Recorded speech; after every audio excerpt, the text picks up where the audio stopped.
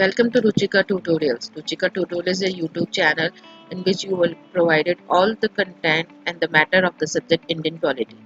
Indian polity is the main subject of the all competitive exam, whether it's a NAT, NDA, SSC, Bank PO, Railways, etc. Through my channels, I make you assured to give the detailed information and a depth knowledge of the subject Indian polity. Indian constitutions, on the basic acts, amendments, the particles, the parts of the constitution. When the constitution was implemented, when all these factors will happen. So through my first class, I will start with the basic terminology, which are the basic of every constitution. मेरी ये class Hindi English दोनों में ही है और जो matter provide होंगे वो आपको दोनों ही लैंग्वेज के अंदर प्रोवाइड होंगे।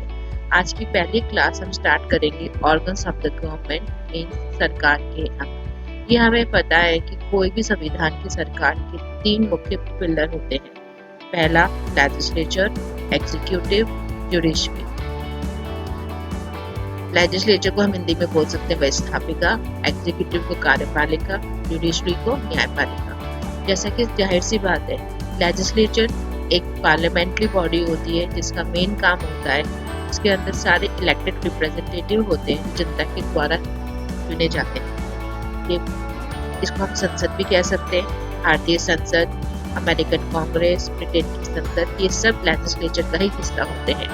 Executive, that is the executive part of the government which have a sole authority and responsibility for the daily administration of the state bureaucracy means हमारी सरकार, वो सरकार जो कि मेजोरिटी के अंदर बहुमत से जीत करके अपनी सरकार बनाती है और अपना सारे कार्य करती है।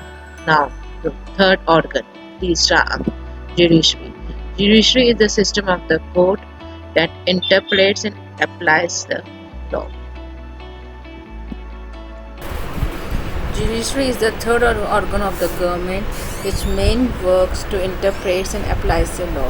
Whatever the acts passed by the legislature and executive, the judiciary check the constitutional validity of those acts and declare them unconstitutional if they are against the provision of the constitution. अगर हम हिंदी में बात करें सबकी, तो विधानमंडल, कार्यपालिका, न्यायतंत्र। सरकार का सर्वोच्च अंग या संसद को हम विधानमंडल कह सकते हैं। विधानमंडल के अंदर सारे ही सदस्य सरकार जनता द्वारा निर्वाचित होते हैं और इनमें कुछ सदस्य मनोनीत भी होते हैं।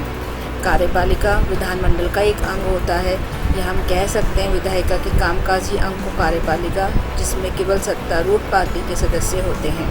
न्यायतंत्र मतलब न्यायपालिका, जिसका मुख्य कार्य कार्यपालिका द्वारा कार्यों का संवैधानिक जांच करना कि वो संविधान के अनुसार है या नहीं।